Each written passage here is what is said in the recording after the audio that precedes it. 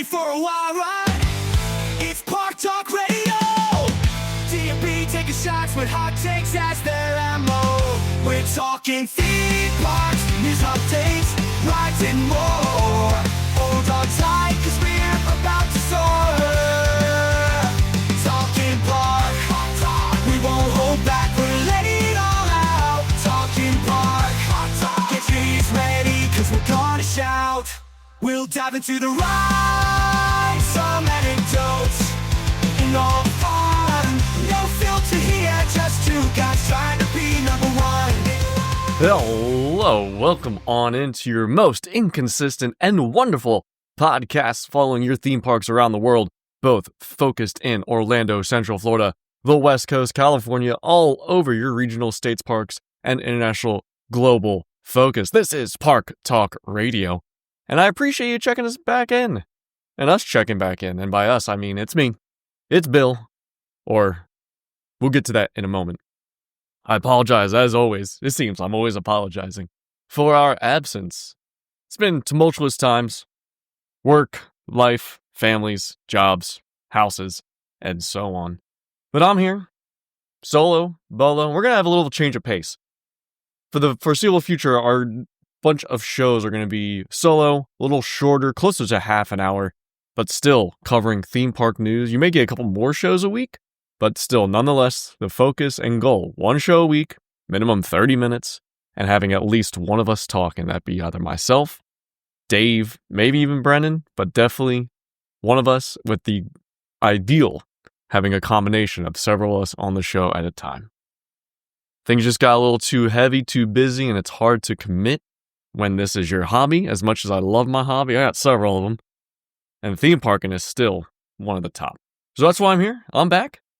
We're going to be doing smaller shows, maybe a bit more forward, a bit more inside the scenes. You can start off by calling me Brandon, Bill, Brandon, whichever one. Both names are applicable. And we're going to go into this new episode. It is February 21st, Friday. Episode. Who would think what episode it is? Episode 45 of Park Talk Radio. We've come and gone, I think, to the 1 year anniversary of doing this. Clearly not at the right pace for 52 shows, but we still got the bonus episodes. We still got e-stops. You can always follow us at Park Talk Radio.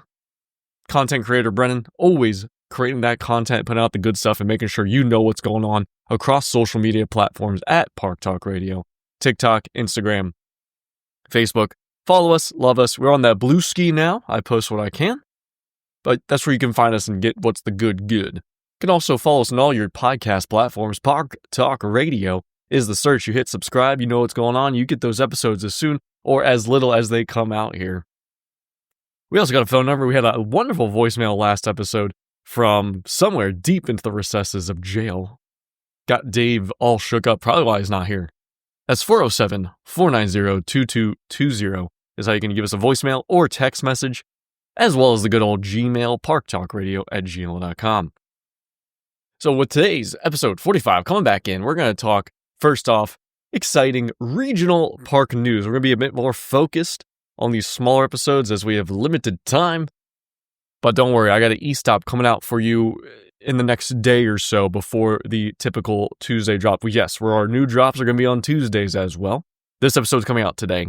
I got an e-stop coming up talking about Horror Unleashed, the new Las Vegas Halloween Horror Nights year-round attraction. Tickets are on sale now. We'll also be talking about some virtual queue stuff with Disney, as well as Universal announcing formally all the lands that will be present at the Universal Kids Resort in Frisco, Texas. So that e-stop coming out, we'll talk about that, and then we'll have another full-fledged episode coming out on Tuesday, talking about more than likely Universal-focused items. With that being said, let's jump into our regional news for the day. Or the episode, shall I say. We're going to be traveling around the country, all of United States, regional parks. Those are your smaller parks. Some regional parks you could consider in Central Florida or Florida. You know, talking about maybe some SeaWorld. It's more one of the big guys, but Busch Gardens, Tampa, down 2 hours south from here. Your fun spot, your Six Flags, your Hershey Park, Some of those little ones that are not quite a huge entity or raking in billions and have all these movie and other IP affiliations. But what we got here, starting off today, we're going to jump into first Six Flags Great Adventure. This is located up in Jackson, New Jersey. Actually, one of my lovely parks I grew up with and still enjoy to this day. I think there's going to be a couple sad news stories as we progress along. And we'll be going through park by park. I got about a dozen or so. Starting us off with Six Flags Great Adventure. One of their, as you may have heard previous episodes or through your own news feeds, there are several pieces and attractions that are being dismantled, taken apart for new experiences to come soon, which is yet to be seen. We don't know what, don't know who will be making it. More than likely, roller coasters, these regional parks really thrive and build themselves upon as being the roller coaster locations to be at. And Six Flags Great Adventure had the tallest and at one point the fastest coaster in the world with Kingda Ka. With little fanfare or ceremony, they simply said Kingda Ka's closed. The last time to ride it was last year's season, 2024. And we're taking this sucker down, along with some other attractions around the area, which include demolition permits for Daredevil Dive, which was an upcharge sky coaster. If you have not seen these before, it would be a large upside down U steel structure with a V at the other end. And they put you in a suit, a form-fitting, almost skydiving suit, with a clip on the back, hoist you up to the top of the V, and then have you swing and just be on your body. 1 to 3 people swinging back and forth on this sky coaster. An upcharge attraction. Not always popular. It's definitely receded in attendance over the years, especially with it being an upcharge cost. Theme parks aren't cheap. You don't want to pay more as you get into them. You just want one ticket price and you know you're going to pay for your drinks and food and a souvenir or something. Maybe a pressed penny if you're really lucky. But the Sky Coaster wasn't seeing that. Plus you had new crews to train each season, annual inspections, equipment upgrades, and the business model, from what I understand, was something of a profit share between the parks and the coaster. Not that Sky Coaster would rent out the location and simply give it to them. However, there'd be a profit split between what they came in. So the demolition permit has been filed to take down the Daredevil Dive for this year. And I remember growing up, I did this actual Sky Coaster at this park. And that was 20 years ago now. It's probably seen its time come and gone. As for the other removals, you're going to be seeing Kingda Ka be disappearing with a controlled implosion. I have not seen anything posted yet that it's imploded. The last we saw from the documentation was between Feb 11 and Feb 16. As said at the top, Feb 21 today. Nothing yet for Kingda Ka. They've removed a lot of the lower tracks that were parallel with the ground. You know, your big launch up and top hat still standing. Other things that will be taken away, of course, will be Zumanjaro attached to Kingda Ka. You're going to see Green Lantern be dismissed from the property, as well as some other smaller pieces, some smaller kiddie rides in the area to make way for whatever big, new, exciting attraction is to take its place. At this time, Kingda Ka remains. There are several coaster enthusiasts and websites, bloggers, etc., who have drones that would be given permission to fly around the area to capture in a very heartfelt goodbye as we blow this motherfucker up. See ya, Kingda Ka. We'll get the 360 drone footage posted when available. Continuing on, Six Flags has many theme parks this year, earlier than ever, and especially for our seasonal regional boys who open and operate not entirely year-round. They have posted their special events for the entire 2025 year or 2025 season, with Six Flags Great Adventure opening up on March 29th. The park and Wild Safari the park will be opening up on March 29th and Wild Safari. However, if you want to check out the Savannah Sunset Resort we talked about previously, where you can stay inside the safari, or that will be opening on April 12th, and then Hurricane Harbor, their sister water park right next door, not until May 17th. This is still going to keep a little chilly out. It's actually a little cool here in Florida today. 40s when I woke up, 60 now.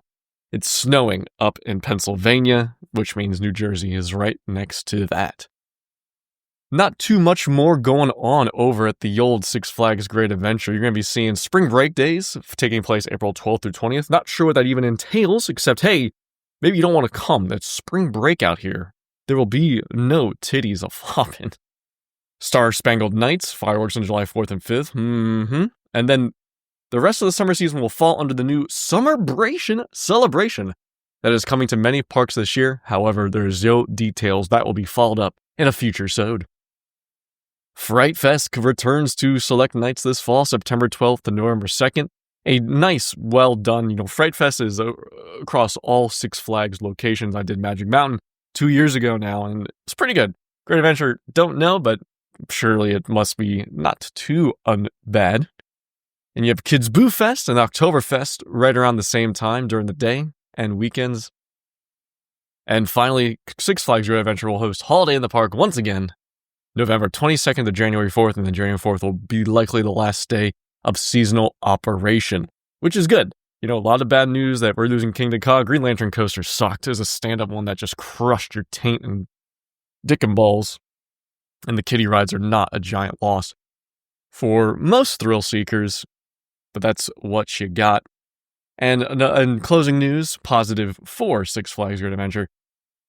El Toro, one of the greatest wooden roller coasters I've ever been on, and completely a complete award winner, is going to be getting some love throughout the 2025 season and ahead of the 2026 season, and undergoing a rebuild of the attraction. It's quite old, El Toro. Fucking fantastic ride. You're going to see 20 rebuilt track pieces installed for this season, and then an additional 82 brand new track rails from Intamin installed ahead of the 2026 season. So a sizable piece. It's good that we're not losing another historic award-winning coaster from this location, and we get to see El Toro live. Continuing on. Second up, I actually did pull some international news. I forgot completely. Opening up on April 4th, there'll be an official Minecraft immersive experience opening in London. In the corner venue at Canada Water. This will time out with the UK release of the new Minecraft movie in theaters. And this immersive experience will be something of an interactive scavenger hunt called Minecraft Experience: Villager Rescue, where guests and players will be tasked to save a village from a zombie horde attack by gathering items needed to craft a potion to cure the villagers before it's too late. Oh, spooky. Minecraft Experience. I remember playing the beta back in college, 2010. I didn't like the way the game progressed. And now we're seeing an immersive experience with what I feel will be a pretty not good film. I think Jack Black and Jason Momoa are in it. And how are you going to have a Minecraft game without anyone punching a single damn tree? It's the whole thesis of it. How do you get wood? You gotta punch the tree. You gotta punch the tree to get wood. That's what you need. Get the wood, punch the tree, and have a great time out with the Minecraft bros. Flying now over to Doswell, Virginia, you got King's Dominion, another place I grew up with. Every few years we travel on down to Williamsburg, check out the old historic areas, and then we head up King's Dominion and Busch Gardens, Williamsburg. King's Dominion, now part of the Cedar Fair Entertainment, saying, again, sad news, that back in late January, local news confirmed that several park staff were laid off on Wednesday. However, no exact number was submitted. It's somewhere between 30 and 80 staffers, and this will be a reoccurring news line in our segment today. Losing 38 people prior to the season kicking up, and a lot of them reportedly to be full-time, you're just getting fat trimmed. You're losing people who get benefits. You're losing long-timers. You got losing people who make more money than the entry level on a brand new season. A lot of theme parks, especially the regional guys, they pay not so much more than minimum wage for the local areas. You don't have Disney Universal giving out $18 an hour to come work at the world-class, well-renowned theme park, and you cater to a clientele that expects that world-class customer service. You gotta lure it in with a good payment. Regional parks and this merger of Cedar Fair and Six Flags and all that, not so hot. Trimming of the wages. And they're just about to kick up their 2025 season hiring. Reportedly, Kings Dominion had grown larger than what was required for the park's business needs, so cutbacks were required. However, you need people to operate the parks. It's not infrequent where you can go to a regional park and see complete areas, food locations, even bars that make a lot of money off the profit completely shut down. Parks opening later in the day. Even Universal does this sometimes during slow season. They'll open up later in the day, certain attractions or areas, just to save a few dollars. And it's really unfortunate not only for the workers, but for the guests that attend. Not only have they cut jobs and fired people prior to the hiring spree, Winterfest at Kings Dominion is no more. Unbeknownst to anybody, the 2024 Winterfest was the last, and the park will not be putting on any holiday seasonal offerings for this event 2025. Allegedly, Kings Dominion will focus on providing bigger entertainment offerings throughout the regular 2025 season. So far, the park has only posted hours for the 25 season from March 29th through September 1st. March 29th being opening day, and hours posted through September 1st, which would make you think, hey, they're not even doing their Halloween horror event. Well, they have said they are doing their Halloween haunt, so it's likely we'll be seeing this park close down for the season come through November 2nd, which is typically when Halloween haunt and Oktoberfest close it out. Jumping over to another Kings Island, Cincinnati, Ohio. We are seeing that the park will be opening for the 2025 season. You know, it's a little further north than Virginia and Pennsy, and they're closer to the water, that they're not opening until April 19th. With Soak City Water Park ready to open on the weekend of May 24th, Memorial Day. So what else you got going on here at Kings Island? Not too many new items being announced. Continue on with that sad thought of number of roller coasters being closed or moved from several parks with the newly merged Six Flags and Cedar Fair Entertainment. We're seeing a couple more that will be retired between now and the end of the 2025 season. That being mentioned, we're seeing Flight of Fear, indoor launch coasters, will be closing down as they're hitting 30 years old. So not too much more there. If you like Flight of Fear, I'd check it out while you can. And seeing what else is next, y'all. We're talking SeaWorld, California. California. Doop-a-doo-doo. I've not been to SeaWorld, California, or if I have, I don't remember. It's in San Diego. Usually out there for the old Comic-Con. They have a number of attractions closed or about to be closed for a lengthy refurb or fixer-upper. Seeing up first here that the SeaWorld San Diego Sky Ride, the tower has now completely been wrapped up. They're about to remove the old paint and rust and get it primed proper and repainted for the new Sky Ride to be opened up. And as we see continued success with Disney, Universal doesn't do it so much more, that the running through the park or the run and wine, dine, Disney pay $400 to get a stupid fucking medal. You can do it now here at SeaWorld San Diego. They'll be hosting 2 events this year. The first annual Fins and Flippers 5K Run Walk, taking place on April 13th, and in the fall there will be the Hallow Sprint 5K. Short or long, you pay a little bit of money, you get to go run through the park, and they give you a medal at the end. The other big thing that they are working through is a complete Journey to Atlantis refurb and redo, closed for the entire year of 2025.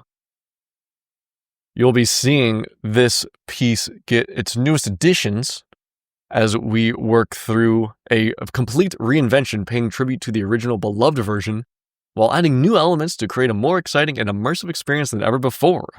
The new Journey to Atlantis will emerge with a refreshed storyline, as well as new water elements and special visual effects and new shell elements that pay tribute to the original attraction while making it better than ever. I can't recall the SeaWorld San Diego version. I know the one here in Florida, the Orlando SeaWorld Journey to Atlantis, was one of my favorite rides of all time. The storyline, the little seahorse animatronic, come on, man. And then they wash it all away and there's barely anything left except a cool drop and roller coaster piece. So the one in San Diego, not only did it go a number of physical revisions through the planning stage, but many which included more indoor sections and traditional indoor lift hills that you can see here in Orlando. But there was an entire overhaul to theme and story, and it became more of just, here's a little bit of travel time. Orlando focuses on Greek mythology and pieces like that, or at least it used to, Atlantis. There's a couple through lines of storyline and lore in the entire San Diego park talking about aliens and alien mythology. You can even see a UFO crash landed in the lagoon of Journey to Atlantis. So maybe you see something like that. Some little inclusions that, the alleged technological limitations prevented us from having a cool dark ride. Who the fuck knows? I don't believe it.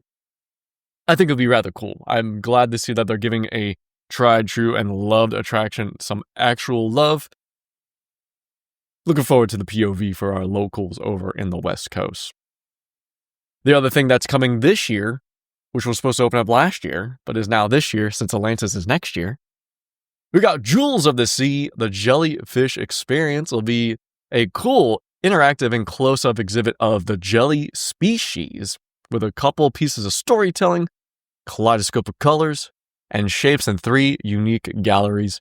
The exhibit will be featuring a 10-foot-tall acrylic archway living of jellyfish, one of the nation's tallest jelly cylinders in the country, 14 feet tall, as well as a touchable globe of cascading water and jellyfish, as well as a host of shareable, bespoke photo op moments for families and adults alike. Wow, so you're really selling me on fucking jellyfish. 14-foot tower of jelly. Who could be upset? The finale be a stunningly immersive virtual gallery with walls and ceiling covered in LED digital video panels that display captivating oceanic scenes from calm waters to dynamic, energetic crescendos and 360 explorative experiences. Guests will be whisked away to an interactive playground that they can enjoy time and time again. So just like most of their teachable learning immersive experiences on animals and sea life, we're doing the jelly time. We're getting some stingers on us. Get your pissers out and pee on it. Oh, and excuse me, finally,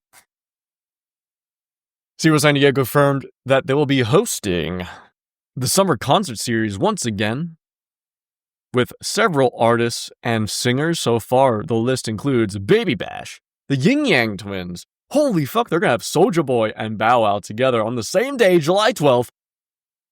San Diego gonna turn up Soulja Boy, followed by Fat Joe, Waka Flocka Flame, I Love the 90s Tour, Trina, Gwynwine, and the Turned Up Tour. There should be more coming, and I'll let you know when you got it. SeaWorld Orlando, as you've known,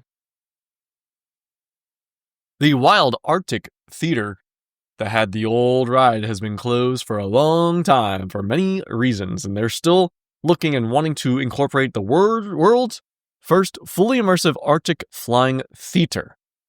For this has been confirmed it's going to be happening, yet while we have not seen any concept art of any kind to show off the ride system, we do have some new releases from a press release here. Riders will embark on a once-in-a-lifetime adventure to the top of the world as they are taken to the edge of the Arctic, known to be one of the world's most awe-inspiring and mysterious regions on the planet, once only accessible to the few and elite explorers. This breathtaking journey will dive down the face of majestic snow-capped mountains, weave through breathtaking fields of glaciers, and plunge beneath the frigid waters teeming with marine life, coming face to face with humpback whales, orcas, belugas, walruses, and more, all from the comfort of an immersive indoor experience that brings the incredible Arctic to life. This unnamed, unknown ride will have a 39-inch height requirement, making it great for all families alike. More likely, we're going to be seeing that they will be utilizing the Mack Ride's Airific Flying Theater. There's a cool video you can check out online through search. Seven Seas Food Festival has already begun, and it's returned here to SeaWorld Orlando. Kicked off on January 31st and running until May 4th. That's a long day. Lots of foods and bites and drinks you can try out. I would definitely recommend looking at that if you are so interested. They always have that great, wonderful lanyard deal where you pay a set price. You get so many sips and bite samples. They are full-fledged for the food. Samples of alcohol will be sized as appropriate. But you also have the free concert performances that come with this. Since we are a little bit into the event, we'll skip the ones that have not performed or that have performed already. But today, February 21st, you got Lecrae, followed by TBA. Gotta love that TBA. There's a lot of TBA left. We got a Bee Gees tribute. We got Warrant. We got Starship. We got TBA, ZBZ, Top, TBA, Louis Fonsi, TBA, and so on. But then Mitchell Tenpenny confirmed for April 26. And in their latest news, SeaWorld Orlando has announced the return of Coasters After Dark special event in 2025. This one will be with a new twist gimmick, as you will, calling it Coasters After Dark 7 Seas Edition. It's a limited capacity extra ticket, means there's an upcharge that will offer guests a chance to experience the park's famous roller coasters with minimal wait times, while also coming with a food sample lanyard they can redeem for 5 different food tastings. Limited numbers, available from 9 to midnight, so you're getting a fat 3 hours on March 14th, 28th, April 4th, and 11th. With pricing starting at $69.99, parking not included. And looking at the website, looks like they have a March 21st as well. So right now, 5 dates, $70 to start. You get to go ride on coasters, short times, and you get 5 food tastings. Not a terrible deal. I think 5 tastings will run you between, if you buy it individually, $50. If you buy the lanyard pass, you're going to look at around $35 or so. Not a bad deal. Check that out. Let's see what we got here. Continuing on with SeaWorld Entertainment, which I didn't realize they are now owned or known by United Parks and Resorts. Coming from social media posts, SeaWorld has shocked their guests last week that all charges now include a 9% service fee added onto all purchases.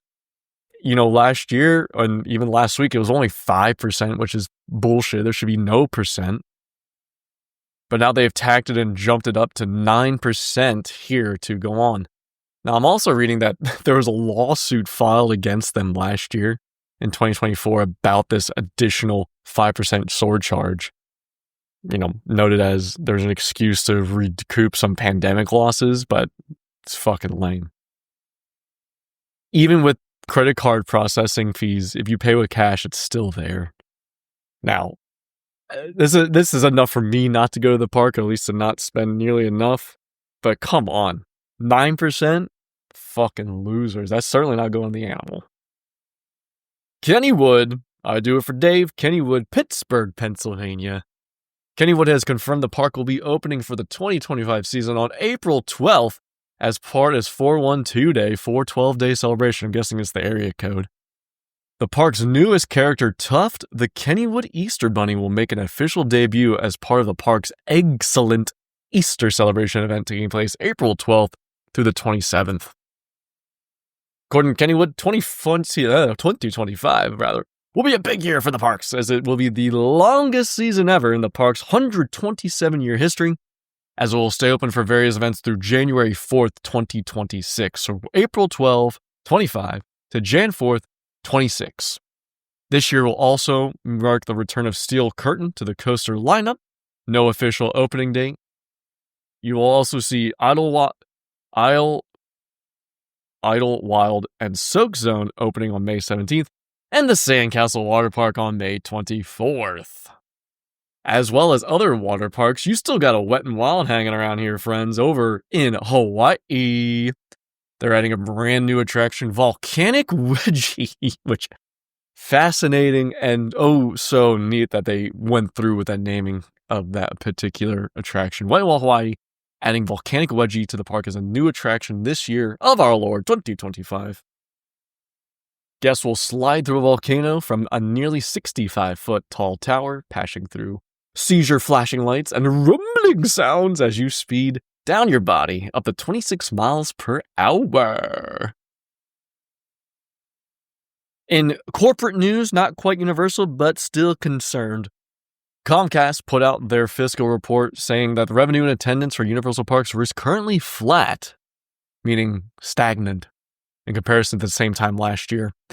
This is, however, is not unexpected, as the opening of Epic Universe will be May 22nd, 2025, and they're going to get blasted out the ass. We'll talk more about that, Universal Kids Resort, and other large park news in the upcoming episode to drop Tuesday, and the E-Stop, our bonus episode to talk about breaking news as soon as I can, and we'll get to that here on this weekend.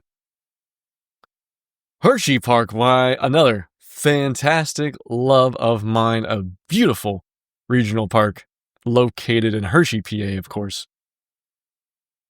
They're doing some additional construction over in Hershey Park for a multi-launch family coaster. There's some new photos, some spotting workers unloading equipment into the site that is anticipated to be for 2026.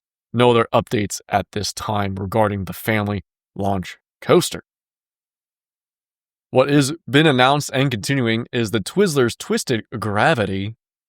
This one will be a nice elevated carnival ride from S&S Giant Screaming Swing. Let's see what it is. Coming for the 2025 season, it will be taking the record for the world's tallest screaming swing, standing 137 feet tall. As Twizzlers, it does not have currently an attraction in the park. This will be the first Twizzlers-based attraction opening this year, 2025. This is a manufactured prefab thing, not custom made. It's a little taller, but it's the same mechanics on the inside for your big swings. And finally, a new winter update video shot at Hershey has been showing off a few survey markers that have appeared around the park in the new entry where Candemonium and Chocolate World is at. Many pink lines, orange red dots, a couple green ones around the pathway, showing where various utilities lie beneath the ground. As general guidelines, pink just means temporary survey marking, green for sewer, red for power lines, orange for communication. While this doesn't mean anything at the moment, it's just some pre-planning, some preliminary work for the new attraction or companion attraction to Candemonium, opening as early as next year. A little bit of more industry news, again, Harry Potter Wizarding World adjacent. For years now, if you wanted a taste of butterbeer, it was relegated to attending the Universal theme parks or even the WB Studio Tour or the Harry Potter exhibition. Now, coming out worldwide to all of your local favorite stores that hate good things, they may not get it, can't promise you that, but butterbeer season's coming in, and a slew of official Harry Potter branded butterbeer flavored snacks will soon arrive on the store shelves near you, including butterbeer flavored Hershey Kisses, butterbeer Keebler fudge stripe cookies, butterbeer goldfish crackers, I don't know about that one, butterbeer flavored bags of Skinny Pop popcorn, and if you visit China, you may also be able to obtain the butterbeer flavored Pocky. As Warner Brothers and Universal collaborate, butterbeer season does come officially to Universal Orlando and Universal Hollywood. This will be running from March 1st to May 31st. However, I have already seen pictures. I've already seen people enjoy the butterbeer flavored pieces out now. Cruising back over to Busch Gardens, Tampa, down in Tampa, Florida, of course. There is a new area being constructed around and inclusive of the Jungala spot. This was opened up back when Cheetah Hunt opened a number of years ago. Kind of got itself a little dilapidated, lack of attention, lack of love. We're now injecting it with some new things called Wild Oasis. And Busch Gardens Tampa recently posted new details about this area of the park. They'll be including a brand new attraction, a 35-foot family drop tower ride experience called Treetop Drop, TTD. You down with TTD? Yeah, you know me. Other features of this Wild Oasis include the Canopy Climb attraction, the Enchanted Falls Splash Pad and Habitat Hideaway, featuring capybaras, giant anteaters, squirrel monkeys, and more. This is again an updated mini zone within the Jungala piece, and around and throughout Jungala, they'll be updating, repainting, and refreshing or replacing many older attractions that were once more interactive and functioning. It's good. We like to see things be maintained. We like to see things be added. Don't be a fucking bum. Don't be cheap. Don't be poor, as we like to say here at PTR. Well, since it ends tomorrow, on the 22nd, I'll tell you, Busch Gardens Tampa was hosting a real music concert series and ran from Jan 6th till tomorrow. And your last one tomorrow will be a Journey tribute band, if you want to check those bad boys out. Also running right now will be the Spirit of Big Easy, as Busch Gardens brings to life a special Mardi Gras celebration taking place on Fridays, Saturdays, and Sundays now through March 2nd. Not a lot of details on my ticker, but check out if you want to see what they got going on. Usually a little food and drink, a little bit of entertainment. Nothing crazy, no ride overlays or something exclusive. No additional cost to enjoy this, just head to the park, and it's Mardi Gras time. BGT, Busch Gardens Tampa for those in the know, has released some more information on the upcoming Food and Wine Festival and concert series taking place Fridays through Sundays, March 7th through May 18th this year. The festival will serve up all new culinary creations influenced by the vibrant spices and bold flavors of the Caribbean and India. This will also feature returning fan favorites spanning the cuisines of South America and Europe. Diverse selection of dishes to pair with wines, craft beers, and cocktails. Every bite offers a delicious new adventure for food lovers to explore. Of course, they have the festival sampler lanyard, multiple tastes throughout their visit, or multiple visits throughout their tastes. The concerts listed so far, a lot of overlap from SeaWorld, Flo Rida, Louis Fonsi, Mitchell Tenpenny, and Grand Funk Railroad. Busch Gardens Williamsburg up in Williamsburg, Virginia. Part of that SeaWorld Parks Entertainment. A lot of videos coming in of the nearly finished and constructed Big Bad Wolf, The Wolf's Revenge. Terrible name, way too long. You got the TBBW:TWR or BBW. Hello, my boys out there looking for them BBWs. Construction's coming along nicely. A nice homage to the former Big Bad Wolf coaster. Opening up and hopefully soon. Mardi Gras also rolls into Busch Gardens Williamsburg starting January 24th, Friday, Saturday, Sunday through March 9th. Assortment of Big Easy style entertainment, 40 special food items, thrill rides, and more. No concerts at Williamsburg. Cedar Point. Some more bad news. What else we got here? This was my other one. The local paper, Sandusky Register, noted that many past employees of Cedar Point, again, regional park, seasonal operating, they get a lot of help from the local schools and teenagers. Not that they're unqualified or unable to perform the task at hand. That's just who they have. That they come in for the season, they work over the summer, and then they go below their wad. However, this year, a lot of those returning for the season, who are seasonal workers, are likely to experience a 25% pay cut compared to the past earnings. Again, blame it on the pandemic. Cedar Point was desperate to keep the park running in 2020 when they opened for the season, and as such, they put together a new pay structure to incentivize and seek new workers. This involved a highly promoted $20 per hour starting wage, which broke down to a $15 per hour wage with an extra $5 per hour legacy pay bonus. And they kept it all the way up through the end of the 2024 season, but returning employees will see for 2025, that is gone. You're going to be looking at $15 or whatever it may be. And also noted that most of these summer positions at Cedar Point are considered seasonal, of course, and per such, Ohio wage law apparently does not require that seasonal employees get any kind of overtime pay compensation. So if you go a long day or a long week, you're not getting extra. Sucks to suck. I really feel for you. You deserve to get paid, and you're definitely not getting any benefits outside that pay when you're a seasonal employee. They also used to have, or rather, it is thought that the park will be hoping to rely on more of the J-1 visa program, bringing in a large number of international workers or employees.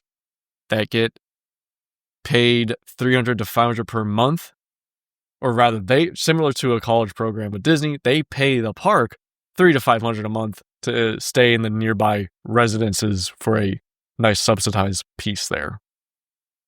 And to close out Cedar Point, Sandusky, Ohio, there's confirmation that the new ride opening this year, and more than likely alongside the shortly ran Top Thrill 2, the Siren's Curse dive coaster was indeed planned for Six Flags Mexico, but they were not able to build it there.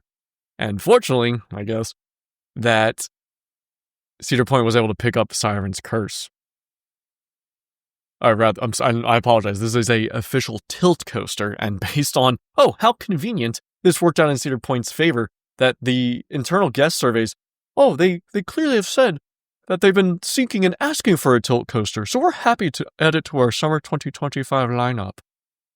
It's also noted Top Thrill 2 is expected to be fully up and operating for opening day, which will be Saturday, May 3rd. Legoland, California. Here's more of that sad news.